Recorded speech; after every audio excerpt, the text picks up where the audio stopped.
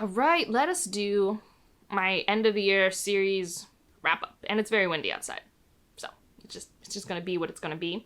I'm very cozy though. I'm very cozy in this sweater. I'm actually having my hair up. I haven't put my hair up for a video since my first video 6 years ago. I still don't know how to handle it, but I'm not good with change. I'm a little neurodivergent that way.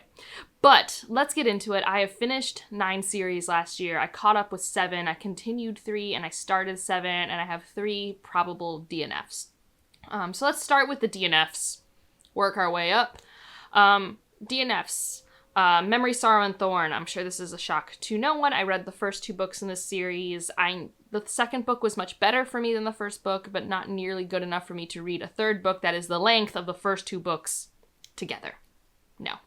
Sal and Gabby Break the Universe. I did really like this. I'm not really a middle grade reader. I don't read those very often. I read them when I was a middle grader. I liked this quite a bit, not enough to pick up the second book. Obviously, caveats, if I ever have a kid in my life and they want to read this with me, obviously I'll pick it up. That's easy. But in terms of me, my time, my priorities, not really happening. And then I do think I've decided I'm not continuing on with the Wolf series. I liked The Wolf. I think I gave it 4 stars. I just haven't been drawn to The Spider or The Cuckoo. I have other books I want to read more. And so for right now, it's a DNF. Obviously, never say never. In terms of things that I started, so I have A Stranger in Alondria. I don't know what this series is called, but I have the second book in this world that is a companion series.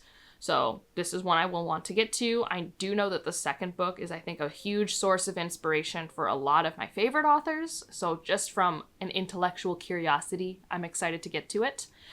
Discount Armageddon. This is the encrypted series by Shauna McGuire. I would be further along in this if I could get the audiobooks, but they're all Audible exclusive, and there's a boatload of them. It would be one thing if there were just a few, but there's a literal boatload of them, so yeah. These are paranormal fantasy type stories with a sometimes romantic element, etc. The Devils by Joe Abercrombie. This is also kind of like caught up, but if I was only in the first book, I didn't put it in the caught up section. But this is The Devils by Joe Abercrombie. It's my favorite Joe Abercrombie, which is, a hot take. I did read Elliot de Bodard's Shuya book. I started one. I did The Scholar's Wake. I want to read another book in this series, but I am just slowly gathering data that unfortunately Elliot de Bodard's writing style and my brain... I mean, it's not even so much writing style, but like character relationship choices. And not even the choices she makes about how they interact, but specifically what I get to see about that, I think is a little bit a deal breaker for how I like my stories. So we'll see. And I guess just what I mean by that is the development of the relationship happens too much off page for me. And I really need that on page if it's going to happen and change dramatically. We've got the I Got Abducted by Aliens series. It's a romance series. Tentatively, I'll keep going on in this, I guess. I don't really know. I don't know what other ones have been out. Romance series, I never really consider, like, when I'm making series things. I more just am like, oh, I want to read it. And I pick it up. We have The World of the Five Gods. I did start this. I didn't put in continued because technically I continued it in 2026. And this is my 2025 wrap-up. But this is a Lois McMaster Bujold who I adore, and so I started The Curse of Chalion last year, and it was delightful. And then we have The Raven Scholar, which is in apparently the series name Eternal Path Trilogy. So in the series name, we know it's trilogy. And yeah, I read The Raven Scholar, and I liked it, and I will be continuing when we have that. Series that I continued with and could be continuing with, but I just haven't. We have Malazan, Book of the Fallen. I have started the 3rd book, so like I'm working on it. The Bridge Kingdom. I read the first 2, which is like a contained duology. I do want to read the other 2 duologies in the series. That's a rainy day series type of thing. Like, that's when it's like, oh, I need escape. Give me this romantasy series that I know works for my brain, sort of thing. We have T. Kingfisher's World of the White Rat, which is, again, another romance series. You can see how I don't, like, prioritize these in the same way. I mood read romance more than anything else. But I have read Paladin's Grace, and I have the other 3 that I purchased with the stunning UK covers, and so I will get to them eventually. Things that I caught up in. And I guess some of these, I think only one of these is a DNF. But we have the Southern Reach series, which I read 4 books last year of this. In theory, you should be seeing my Southern Reach should you read before this video, where I discuss who this might work for, what this is and isn't. I am DNFing this series after this point, but we are getting a 5th and maybe 6th book in this series. I have read the first 4. I think I just have to accept that its project doesn't work for me, and the project I want it to be will never exist. So, I also caught up in the Hierarchy series, which is The Strength of a Few. Good time. I just have a 4-star time with this series. I do not love it as much as the people who love it, and I'm not as disappointed in the people who are disappointed in it. I am just like, this was a book, and I read it, and it was a good enough time. The Spell Shop series, potentially a series I am now going to be DNFing going further. These are companion, cozy fantasy with some romance tied in novels. I love Sarah Beth Durst. At least I love the one trilogy I read from her. And these ones just aren't working for me as well. And I think it's just like, I don't like reading my cozy media. I like watching my cozy media. I don't like reading it. I have caught up in the investigations of Massa and Pleiadi, and I will read these until Malka Older stops writing them. I simply will. I have a should you read for this series. I do highly recommend it. Like, especially the audiobooks. But it's such a good time. It's just, I think, very good. Like, it encapsulates a lot of things that I like about watching shows like Bones.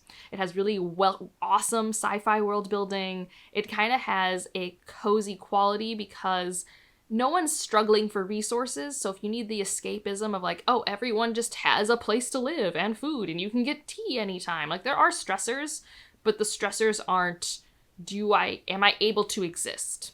You know? Which is, it should be just like the bar, but the bar's on the floor or in hell, so. One I caught up with is A Drop of Corruption. So that's the Shadow of Leviathan series. Whenever I do these series wrap-ups, I get to learn the names of series, and I'm like, okay. Now, I get why it's called, I guess, Shadow of Leviathan, because this is a world with these Leviathans kind of things, and they use a lot of the components.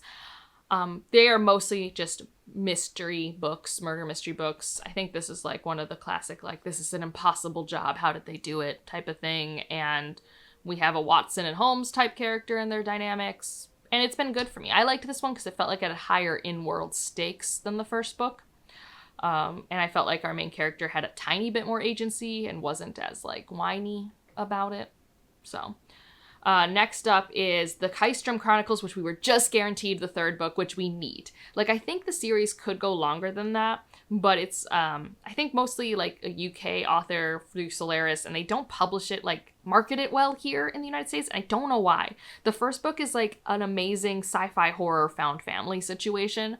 The 2nd book is more heisty sci-fi found family situation, and I love these 3 characters so much, and I needed the 3rd book after reading the 2nd book, and so I read that last year, and I'm so pumped.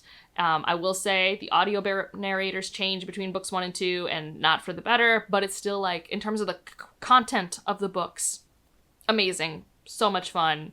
I love the main character so much. Like, if you like Project Hail Mary and stuff like that, I think you would like the main character of this series. Sean is, like, amazing. He is such a himbo who doesn't know he's a himbo. He's so good. He's so good.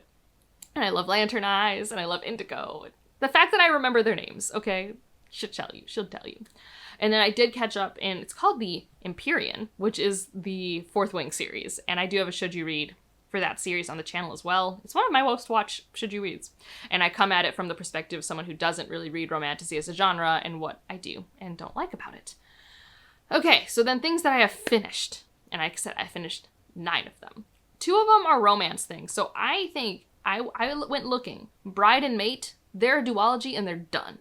Like, I don't think she has plans for any more in that world based on what I have found on the Reddits. I could be wrong, and I'd be happy to be wrong, because I have generally liked this world. I haven't liked the romances as much, but that's just a me problem, but I did finish that this year. And I also finished the Steminist novellas, which I thought were pretty fun. I read that over the holidays. It's just a collection of these 3 novellas. It's in a bound-up book. So yeah, I don't have, like, a lot to say. These are just romances. I like them. In terms of sci-fi, I'm pretty sure I have a should you read at least for the first 2 books. I don't know if I ever did a should you read for all 3, but this is Semiosis by Sue Burke, who I learned is like a translator for very old Spanish texts from my close friend.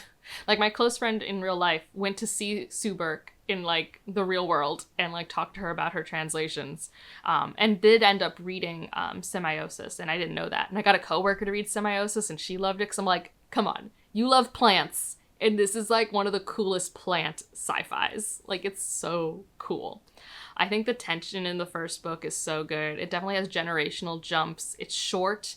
It's a little more deductive than it is character-based, and I just really enjoy it. Like, I really enjoyed this trilogy. I think the first book is on Pax, the second book is on Pax, but it's with Earth interference, and usurpation is where we're back on Earth, and some of the things that are alive from Pax are now on Earth, and it's really interesting. Like, if you like Foundation by Isaac Asimov, just the first book, I think you might really like this. Like, if you wanted Children of Time and Foundation to have a child for some reason, I think it would be these books, I think, in terms of sci-fi qualities and the things that I like about both of them the most. The Crimson Moth duology I really enjoyed. This was a young adult fantasy romance that I had a blast with. It's very Batman, Catwoman sort of dynamics. Like, it's fake courting, but they both know something's up with the other person, think they're pulling one over on the other, and so it's like equal deception, so it didn't stress me out, but it was also very fun. And they have insane chemistry, and they're both in denial about this chemistry, and that type of yearning slow burn is like my catnip, so it was very fun. I did read The Alliance, which I am still working on how I want to do a should you reads for that, but this is Ocean's Gadori and Tio's Darumi, which is a found family adventure sci-fi that I adore a lot. It was one of my 5-star reads of last year was Ocean's Gadori, because Ocean is so cool, and Ocean and Tio have one of the best ride or die friendships, and you know I am always all in on a ride or die friendship.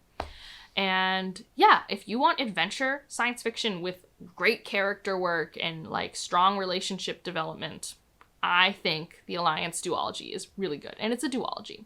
And then we have Magic of the Lost, which I do need. I have plans maybe next week to do my should you read for it, but if you can't wait for that, I do have a series discussion with the author C.L. Clarke on my channel.